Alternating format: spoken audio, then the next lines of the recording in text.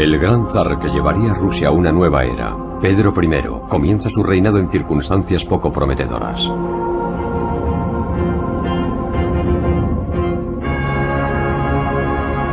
Coronado como corregente, es obligado a compartir la corona.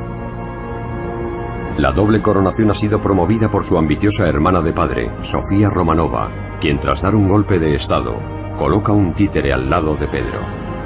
Su hermano Iván, parcialmente ciego y disminuido psíquico. Los zares hermanos comparten incluso un trono doble.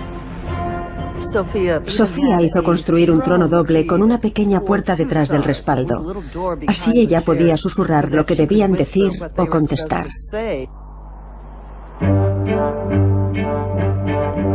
Los jóvenes zares heredan un extenso reino de más de 8 millones de kilómetros cuadrados.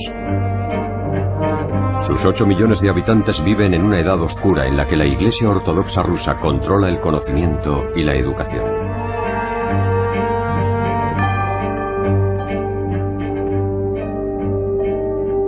Fuera de sus fronteras, en toda Europa, se abre una nueva era volcada en la ciencia y la exploración. Naciones navegantes como Inglaterra y Holanda colonizan nuevas tierras, cambiando el rostro del mundo. Pero en el interior de las herméticas fronteras rusas, poco ha cambiado en siglos.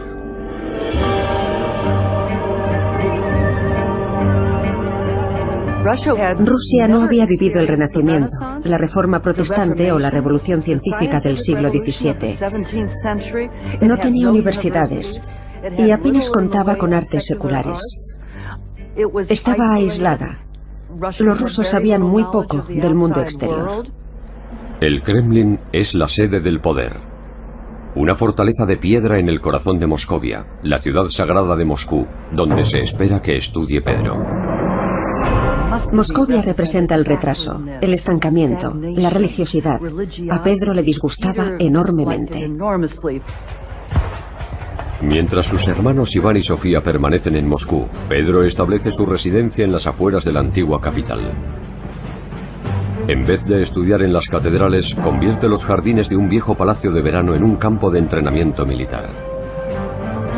Pedro elige mercenarios extranjeros como maestros. Tiempo después, hombres como el general Patrick Gordon, un veterano de guerra escocés, le ayudarán a construir un ejército formado por centenares de hombres y jóvenes campesinos. A casi todos los niños les gusta jugar a los soldados. Y dado que él es un zar de verdad, juega a los soldados con uniformes de verdad, con caballos de verdad y con armas de verdad. Sus amigos extranjeros le enseñan algo más que el arte de la guerra. Los extranjeros le explican lo que siempre se dijo de Moscovia, que es un lugar horriblemente atrasado y primitivo, que los moscovitas son increíblemente ignorantes, y que en comparación con la mayoría de las capitales extranjeras, Moscú tiene muy poco de lo que presumir. Durante 7 años, Pedro aprende acerca del mundo que existe lejos de la vieja Moscovia. Mientras, su hermana Sofía afianza su poder en el Kremlin. Incluso se atreve a encargar un retrato suyo sosteniendo el cetro y el orbe imperial.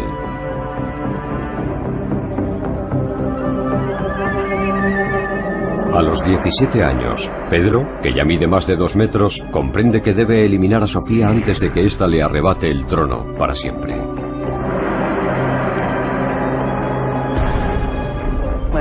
Cuando Sofía se convierte en regente 7 años atrás, aspira al poder absoluto. Quiere ser zarina por derecho propio. Pedro advierte el peligro. Entonces él tiene 17 años.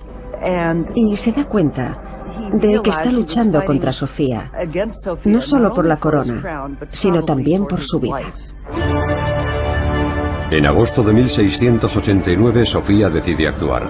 Reúne al Streltsy, un grupo corrupto del ejército con gran poder político y militar, y marcha por las calles de Moscú para demostrar su poder. Ante esta provocación, Pedro se ve obligado a actuar. Reúne a su ejército privado, ahora formado por los mejores soldados de Rusia, y sorprende a Sofía con esta inesperada demostración de fuerza. Se limita a hacer desfilar a su regimiento supuestamente con uniforme de gala y declara que a partir de ese momento gobernará solo y que Sofía tiene que rendirse. Pedro ordena el arresto de su hermana y la encierra en un convento.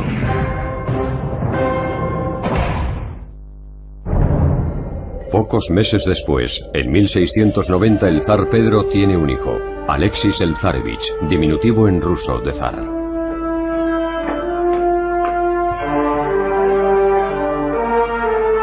A sus 17 años, Pedro, junto a su esposa Yevdovika, rebosa de alegría con la llegada del pequeño zar. Su nacimiento asegura la supervivencia de la dinastía. Pedro estaba feliz por haber tenido un varón. Para eso había cumplido con sus obligaciones con Yevdovika. Pero las cosas comienzan a complicarse muy pronto. Era un matrimonio concertado. Él no lo había organizado y piensa, como de todo lo que no organiza él mismo, que de alguna forma es una farsa. Fue un matrimonio desgraciado, porque Pedro despreciaba la forma de vida moscovita, odiaba el Kremlin, y su esposa era un producto de todo eso.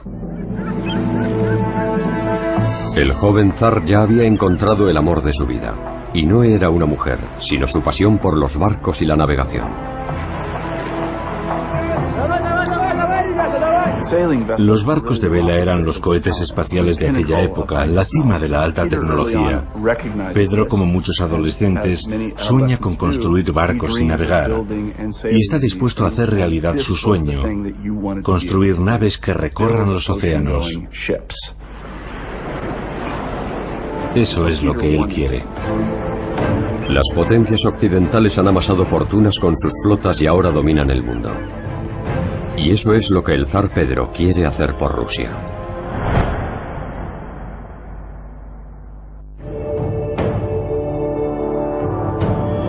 En el norte, su imperio se extiende a lo largo de casi 6.500 kilómetros de costa, pero limita con el gélido Ártico.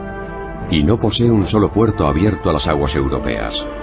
Sin salidas al mar ni al oeste ni al sur, Rusia vive aislada de las rutas comerciales. Pedro quiere un puerto y grandes navíos que traigan riqueza y poder. Esa tecnología, esa habilidad para viajar a nuevos mundos que Pedro había imaginado, solo podía alcanzarse con barcos capaces de atravesar océanos. Rusia carecía de ellos y Pedro quería tenerlos. Pedro se propone llevar la frontera rusa hasta el mar. Para ello necesita conquistar un puerto. Y hay un objetivo evidente: el puerto otomano de Azov.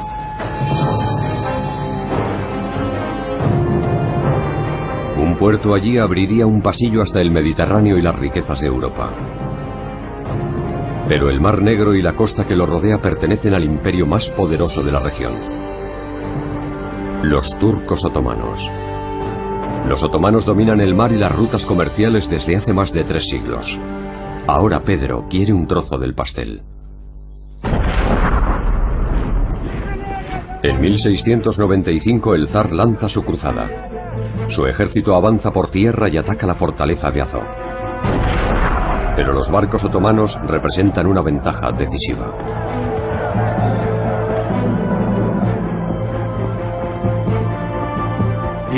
Pedro pone bajo sitio a la fortaleza de Azov, pero fracasa porque los turcos pueden abastecerla con sus barcos. Los turcos rechazan al ejército ruso. Él nunca habría dicho: lo habéis hecho muy bien, muchachos, pasemos a otra cosa. Pedro siempre diría: vamos a redoblar nuestros esfuerzos, a hacer las cosas de forma completamente diferente. Atacar por tierra fue un terrible error. Pero Pedro ha tomado una decisión y si no puede conquistar Azov por tierra, lo hará desde el mar. Para ello se fija un objetivo casi imposible: construir una flota, antes del verano, capaz de rodear la fortaleza desde el mar.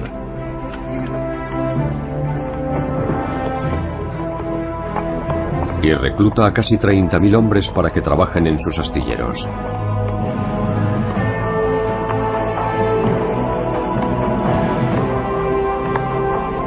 Estaban poniendo a prueba sus capacidades, viendo si eran capaces de construir una armada. No necesitaba alcanzar la cima de la tecnología naval, solo construir algo que flotara y que llevara cañones a bordo, para asegurarse de que los turcos no pudieran abastecer la ciudad por mar. En plena fiebre constructora muere Iván, el corregente de Pedro. Todas las miradas se vuelven hacia Pedro, el futuro zar de Rusia. En tan solo 5 meses, en la primavera de 1696, Pedro tiene lista su flota de guerra.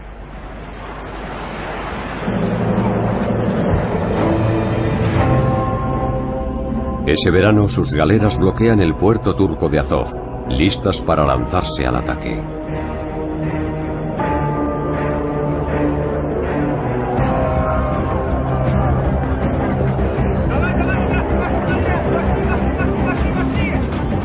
Pedro da un ultimátum a los turcos. Deben elegir entre la rendición y la muerte.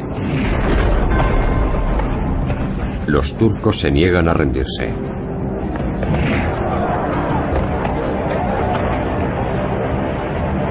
Pedro se coloca en primera línea y ordena abrir fuego.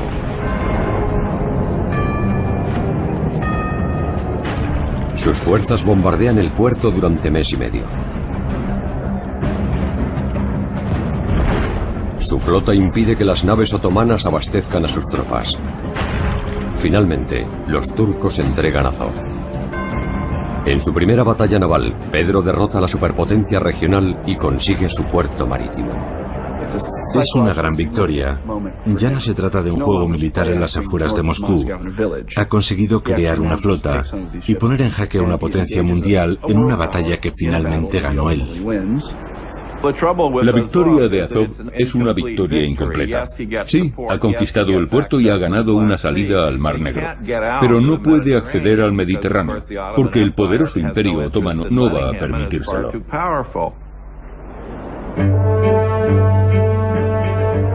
Su flota está encerrada en Azov, aislada de Europa por una serie de angostos estrechos. Puntos de control fuertemente vigilados por el ejército otomano.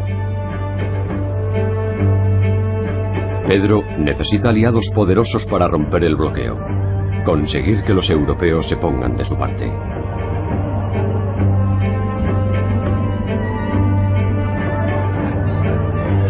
En marzo de 1697, Pedro anuncia una gira por Europa. Visitará las capitales europeas para conseguir apoyos para su campaña. También quiere ver lo que hacen Occidente y los occidentales. Pedro tiene 2 objetivos. El primero es crear una gran coalición contra los turcos otomanos, pero también quiere familiarizarse con la tecnología extranjera. Ver cómo viven los países europeos modernos. Desafiando a la vieja guardia que desconfía del mundo exterior, Pedro parte para conocer Occidente. El gran viaje es bautizado como la Gran Embajada. La decisión de Pedro de embarcarse en la Gran Embajada por Europa es un momento crucial en la historia del Estado ruso. Formaba parte de la tradición moscovita que el zar nunca saliera de Rusia. Con la Gran Embajada, Pedro pone fin al aislacionismo y también a la xenofobia, que habían formado parte y definido la forma de vida moscovita. Explorando la Europa del Renacimiento, Pedro lo estudia todo, desde la construcción naval a la cirugía. Pero el zar no tiene tiempo para ceremonias reales. Incluso intenta escapar de la pompa y la ceremonia viajando de incógnito, vestido como un humilde carpintero. Tenemos a un zar de más de 2 metros, un gigante, que insiste en viajar con un grupo de enanos para acentuar su altura. La idea de viajar de incógnito es realmente ridícula. Y por supuesto, todos los reyes de Europa saben que el zar de Rusia está de visita. Todo está organizado de antemano por varios monarcas, pero él dice, al diablo. Yo quiero estar con la gente trabajadora, gente que sepa que es nuevo y que no lo es. No me interesan esas ridículas ceremonias. Pedro bebía cantidades formidables de alcohol y se hacía rodear de gente que bebía cantidades formidables de alcohol. Los reyes de Europa estaban realmente horrorizados por el hecho de que los rusos no usaran cuchillo y tenedor, y de que bebieran hasta la locura, y se comportaran como bárbaros cuando estaban en Europa. En julio de 1698, en Viena, el emperador de Austria da la bienvenida a Pedro y su alborotadora compañía. Pero 1600 kilómetros al nordeste, en Moscú, estalla una revuelta. La nobleza está harta de las escapadas del zar. Los Streltsy, la vieja guardia contraria a las reformas, le advierten de que un verdadero zar debe conocer su país y no moverse de Moscú.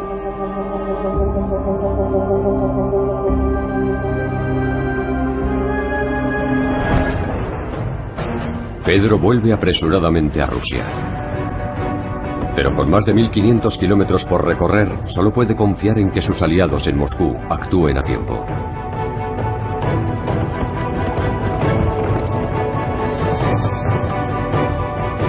El general Patrick Gordon, tutor militar del zar en su infancia, concentra el antiguo ejército de Pedro en las afueras de Moscú y se enfrenta a los rebeldes. En menos de una hora, aplasta la rebelión.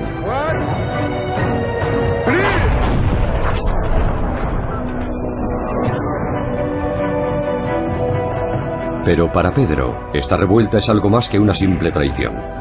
Su objetivo será purgar todo lo que represente a la vieja Rusia.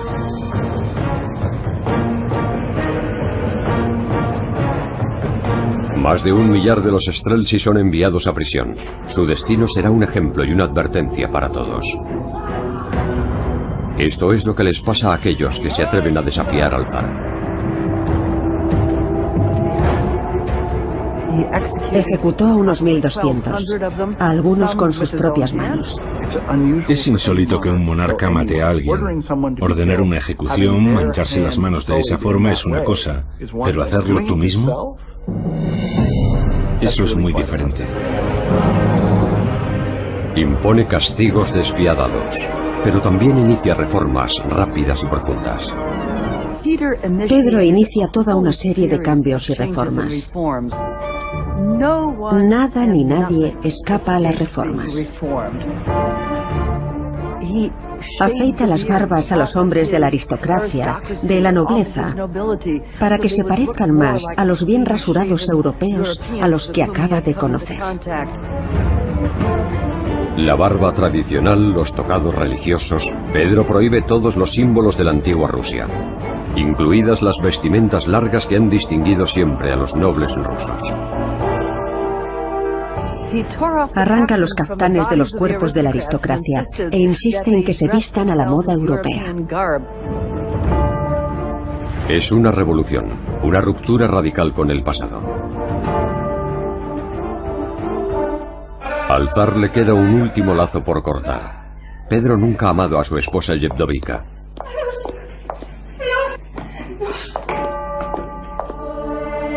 Comparada con las sofisticadas mujeres occidentales, ella le avergüenza con sus antiguas costumbres. Pedro la condena a vivir en un convento. Liberado de su desgraciado matrimonio, dirige su atención a un problema acuciante: la necesidad de un puerto para acceder a Europa occidental y al resto del mundo. El puerto de Azov permanece aislado por los estrechos en poder de los turcos. Las naves otomanas forman un muro impenetrable. Pero a 1600 kilómetros al norte, solo una fina barrera se interpone entre Rusia y el mar Báltico. Una estrecha franja de tierra en poder de un viejo enemigo.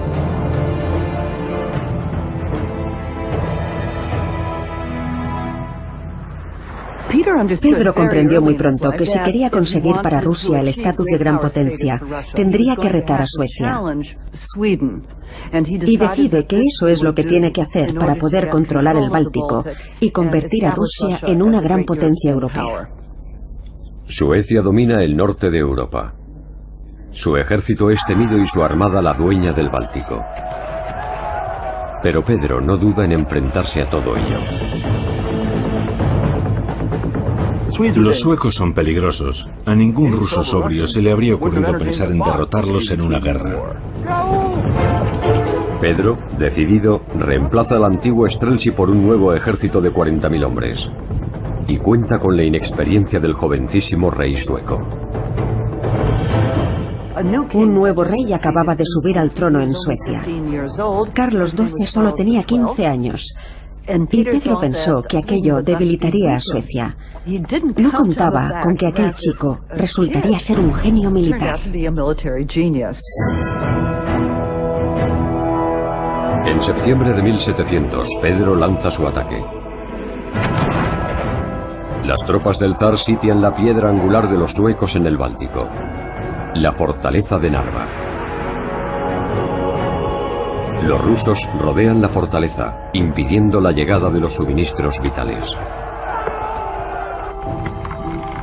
Durante 2 meses, las tropas de Pedro aguardan a que los aislados suecos se rindan.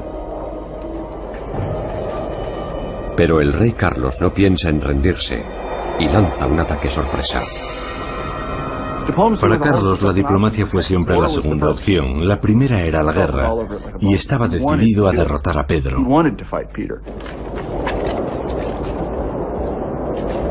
Las tropas de Carlos son 4 veces inferiores en número, pero una ventisca cegadora sopla a su favor ocultando a sus escasas fuerzas.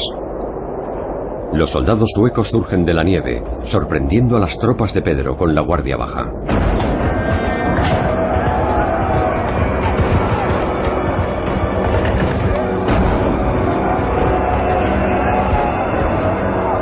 El pánico se apodera del ejército ruso y sus soldados huyen en desbandada.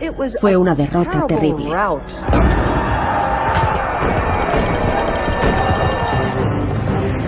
El gran plan de Pedro para controlar el Báltico parece haber terminado. El ejército ruso está destrozado, y para el rey Carlos, Moscú es el próximo objetivo. Pero la fácil victoria de Narva convence al rey sueco de que los rusos nunca serán una verdadera amenaza. Así que decide enfrentarse a Polonia, el aliado más poderoso del zar. Puede que Carlos XII fuera un genio militar. Sin embargo, cometió un grave error. Carlos decidió que Rusia era demasiado débil para molestarse con ella, y en su lugar cayó en la telaraña de Polonia, ignorando a Rusia durante los siguientes 10 años.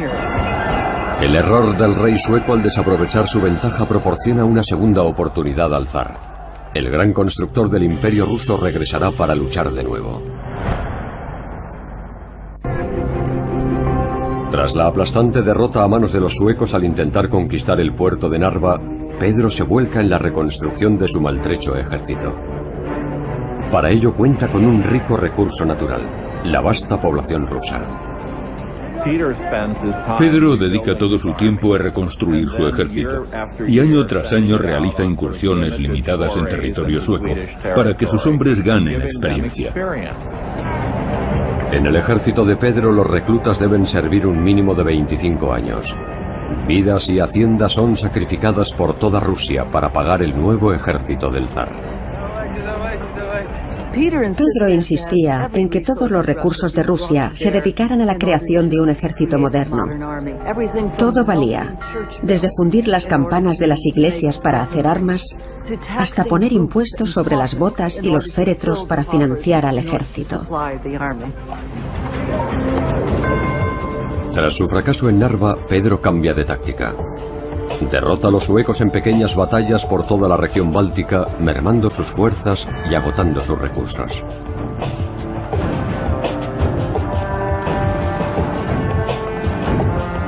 Con su enemigo, el rey Carlos empantanado en Polonia, Pedro captura el último bastión enemigo que le separa del mar: el puerto sueco de Nyenskans. Esta victoria abre la puerta al sueño de Pedro. El zar ruso afianza su presencia en las orillas del Báltico. 4 días después, en la desembocadura del río Neva, el zar y sus hombres clavan la bayoneta en el barro y comienzan a cavar. Construyen una nueva fortaleza y el corazón de una nueva ciudad, bautizada en honor al santo patrón de Pedro, San Petersburgo. Nace así la nueva ventana de Rusia al mundo.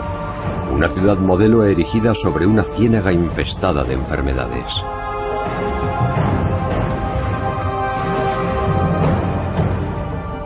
Fue la ventana de Pedro hacia Europa, el centro de su imperio. Sería una fortaleza, un puerto marítimo, y se convertiría en el centro de su gobierno. La idea era irradiar esa cultura europeizada desde San Petersburgo a todos los rincones del imperio. Construyó una ciudad a la manera occidental.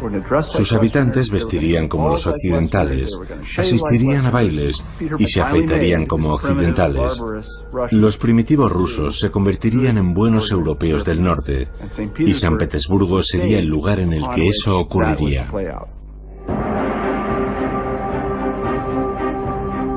El zar dedica todos los recursos a construir su nueva obra maestra. Pero la ciudad modelo de Pedro desangra al país tanto en materiales como en mano de obra. Esta agitación sacude violentamente a un soldado, a Alexis, el hijo de 18 años del zar.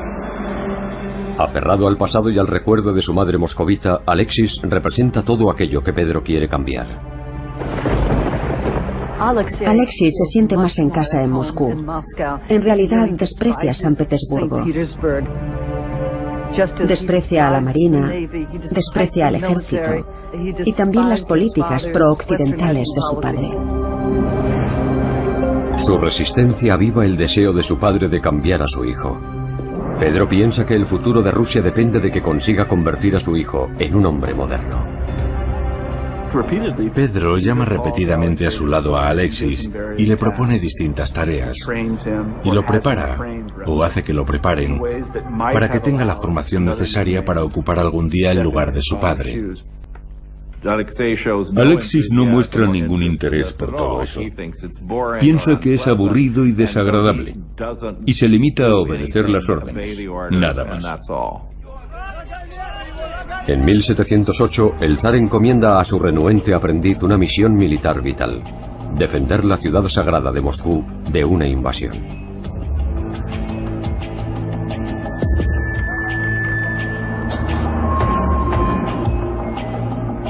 El control de Moscú es la llave de Rusia. Alexis lo sabe, su padre lo sabe, y también el genio militar de la época. Carlos XII, el rey guerrero de Suecia. Carlos era por encima de todo un militar. Dedicó toda su vida al ejército, incluso vivía en una tienda. Estaba tan obsesionado con los asuntos militares que no permitió que ninguna otra cosa ocupara su vida. En 8 años no ha perdido una sola batalla. En 1708 se presenta en la frontera rusa con 70.000 soldados de élite.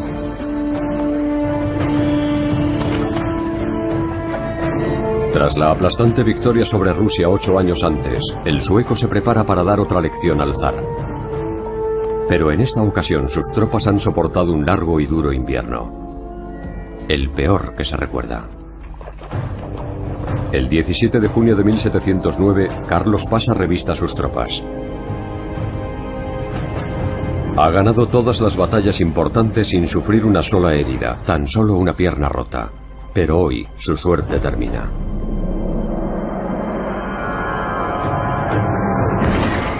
Un francotirador ruso hace pedazos su pie izquierdo desde el talón a la punta del pie.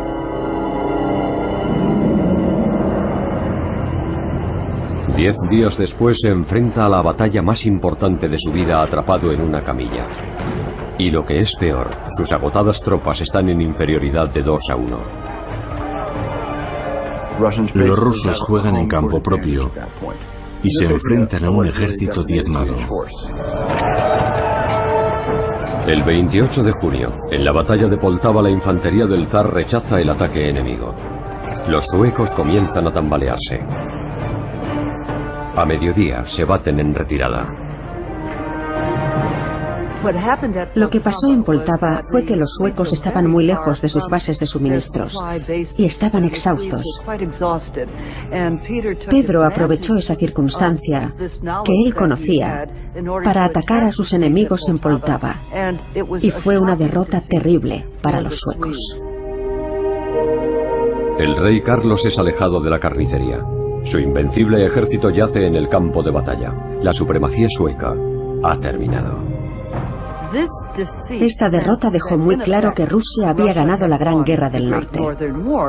Fue una auténtica conmoción para Suecia y su rey, pero también para el resto de Europa. Todos comprendieron que había un nuevo y poderoso miembro en la familia de las naciones europeas. La victoria de Poltava cambia el equilibrio de poder en Europa. Con una cabeza de playa por fin segura, el siguiente objetivo de Pedro demostraría ser un reto mucho más duro: asegurar su legado, convirtiendo a su hijo en un digno sucesor. Era un joven que no había mostrado interés por nada, salvo en rememorar los antiguos tiempos y el clásico estilo de vida moscovita. Y Pedro estaba empezando a perder la paciencia con Alexis. En el otoño de 1711, Pedro prueba una nueva táctica para modernizar a Alexis: casarlo con una mujer occidental. Lo que hizo Pedro fue casarlo, para que madurara, para prepararlo para las responsabilidades de la corona. La novia, Charlotte, procede de la provincia alemana de Brunswick-Wolfenbüttel. Su noble familia está emparentada tanto con la realeza austríaca como con la británica.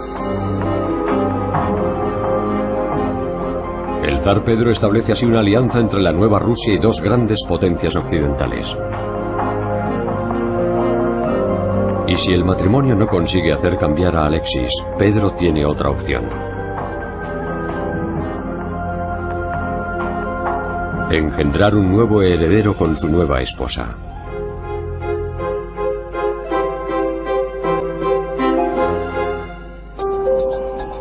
En enero de 1712, pocos meses después de la boda de Alexis, Pedro prepara su segundo matrimonio.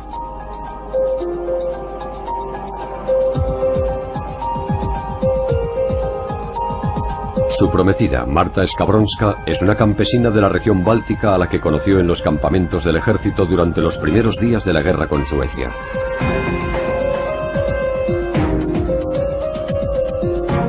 La serena Marta es la pareja perfecta para el inquieto y temperamental zar. Muy pronto adopta el nombre ortodoxo de Catalina. El segundo matrimonio de Pedro exacerba el enfrentamiento con su hijo.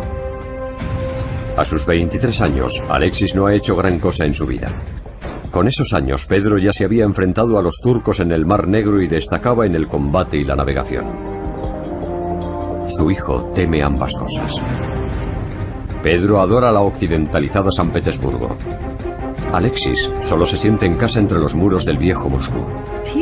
Pedro medía más de 2 metros. Era un gigante. Era enérgico, obstinado, y tenía una visión. Supo ver los vientos de cambio que se avecinaban. Y Alexis era triste, mediocre, era pasivo. Pedro estaba muy preocupado por la actitud de su hijo. En una carta le decía: dejas que te alimenten, como un pajarillo con el pico abierto. Hasta que en octubre de 1715, Alexis por fin tiene algo que ofrecer a su padre. Su esposa Charlotte da a luz a un varón sano, Piotr Alexeyevich, Pedro II. Pero la madre del nuevo heredero de los Romanov no se recupera del parto.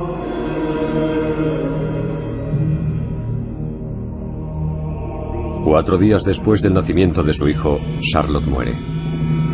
La muerte de Charlotte, elegida por el zar como nuera, conduce a Pedro y a Alexis a un punto de ruptura. Durante el funeral de Charlotte, el zar da un ultimátum a su hijo. Si no demuestras ser digno, declara, te privaré de la sucesión y te cercenaré como a un miembro gangrenado.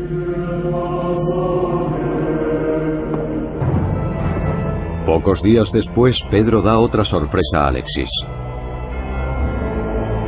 La nueva esposa del zar, Catalina, también da a luz a un varón, Piotr Petrovich.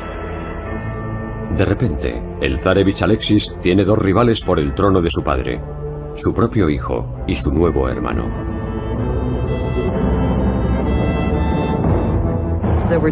Había dos posibles herederos para reemplazar a Alexis. Es entonces cuando Pedro intenta que su hijo acceda a convertirse en soldado o en marinero para que aprenda a ser un verdadero zar. Y finalmente, Alexis se ve forzado a decir: no puedo hacerlo, renuncio a mis derechos al trono. Alexis suplica ser eliminado de la línea de sucesión. Hay que tener mucha fuerza interior para decirle eso a tu padre, el gigante de 2 metros que había transformado el país. Decirle: verás, me parece que no sería lo mejor, ni para mí ni para Rusia. Pero rendirse nunca ha sido una opción para Pedro. Si el hijo del zar rechaza su primogenitura, eso podría socavar todo lo que Pedro ha conseguido. Intentó convertirlo en un pequeño soberano y no funcionó. Alexis dijo: no me interesa. Pedro no podía concebirlo. En agosto de 1716, Alexis sucumbe ante la presión y huye. Incapaz de satisfacer las exigencias de su padre, el príncipe abandona Rusia.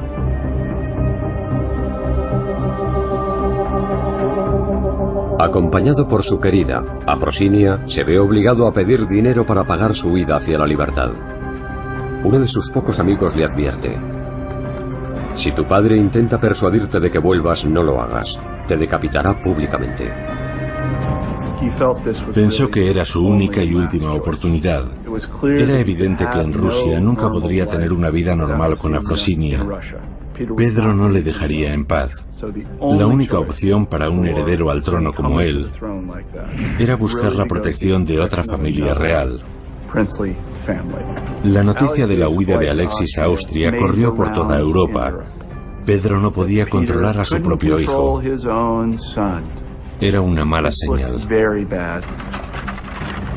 Pedro considera la huida de Alexis y su petición de refugio a otro monarca como una especie de traición.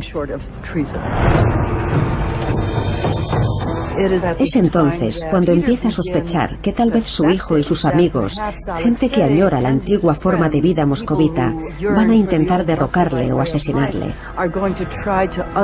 De esta forma, Alexis, a quien algunos llaman nuestra única esperanza, subiría al trono para ocupar su lugar.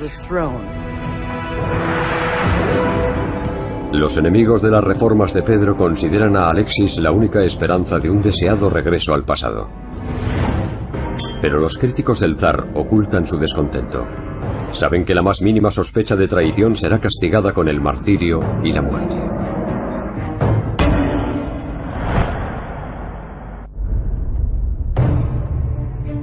Un año después de su huida, Alexis y su querida viajan de Austria a Italia.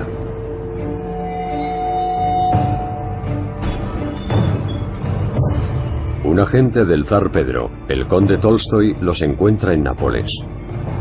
Allí entrega al sorprendido príncipe un ultimátum de su padre. Pedro le dice a Alexis que lo olvidará todo si vuelve a casa y se arrepiente de lo que ha hecho. Y Alexis, en un conmovedor momento de credulidad, decide creer en su palabra. No entiendo que tuviera ningún motivo para hacerlo. Él había visto cómo trataba su padre a todos aquellos a los que guardaba rencor o resentimiento, y no era agradable.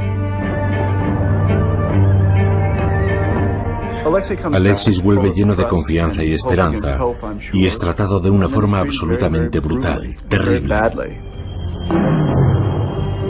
Alexis suplica a su padre que le perdone, que le permita llevar una vida sencilla en el campo con su querida. Pero el zar ni perdona ni olvida. Alexis, como legítimo heredero al trono, era una amenaza permanente para Pedro. Si éste moría, Alexis podría sucederle en el trono y deshacer todo lo que Pedro había intentado hacer. Pedro era un hombre orgulloso y desconfiado. Creo que nunca tuvo la más mínima intención de dejar que su hijo volviera a casa. Ya había decidido que era un traidor. Algunas voces comentaron que mientras estaba en la corte del emperador de Austria, Alexis había intentado reunir un ejército para invadir Rusia, derrocar a su padre y hacerse con el trono. Así que Alexis no era simplemente un cobarde que huía. Tras suplicar un ejército al emperador de Austria, incluso había pedido ayuda al peor enemigo de Pedro, el rey sueco Carlos XII. Pero apoyar al débil hijo del zar no era una apuesta aceptable para los enemigos de Rusia. Los austríacos no creyeron en ningún momento que fuera capaz de hacer algo así. El primer ministro le dijo al emperador austríaco: esta persona no es capaz de hacer ninguna de las cosas que intenta que acordemos.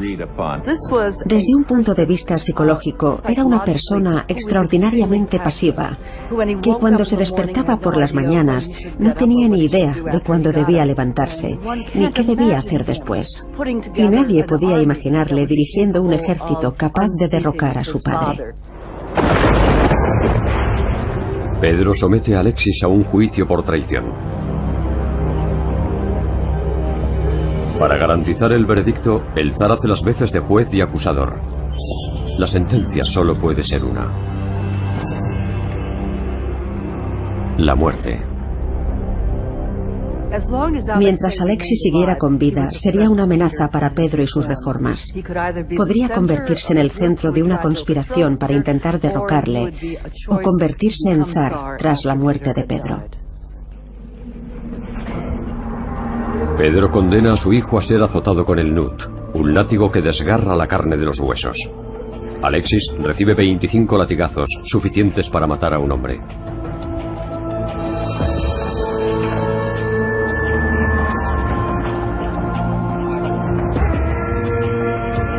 Cinco días después se enfrenta a otra sesión de tortura.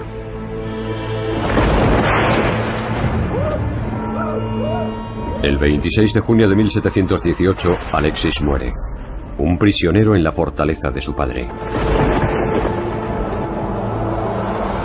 Pedro solo quería un hijo que continuara su legado, y Alexis solo deseaba un padre que le dejara vivir tranquilo. Ninguno de los dos vería su sueño realizado.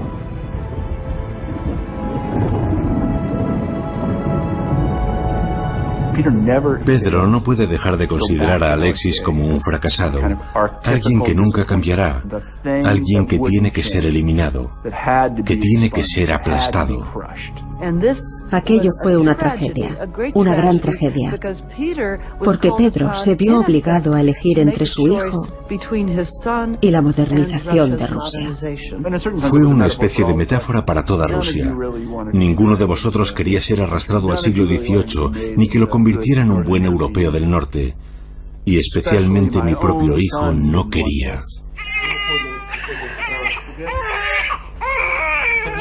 10 meses después de la muerte de Alexis, el legado de Pedro sufre otro duro golpe. Su único hijo vivo, Piotr Petrovich, muere a los 3 años de edad. La dinastía Romanov ya no tiene un heredero varón. Enero de 1725. A los 53 años, Pedro yace en su propio lecho de muerte. El zar reformista de Rusia ha alcanzado el destino que él tanto temía. Muere sin nombrar un sucesor para su imperio.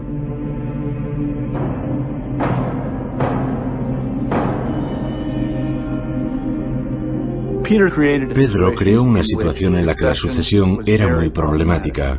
No existía un candidato claro que pudiera continuar con el proyecto que él había iniciado. El proyecto de Pedro, su nueva Rusia, era una fuerza imparable. En el plazo de una vida había transformado a la nación más grande de la Tierra. Obligó al mundo occidental a volver su mirada hacia el este y a admirar y temer al Imperio ruso. Pedro fue uno de los grandes reyes de la historia rusa, tal vez el más grande. Y en lo que sí tuvo éxito fue en demostrar que una sola mente racional, en posesión del poder absoluto, podía transformar todo un país, y más aún, toda una cultura.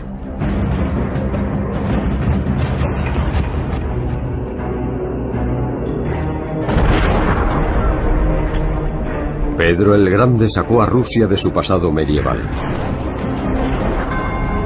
y la catapultó a un vibrante y poderoso futuro. Fue el padre de una nueva Rusia.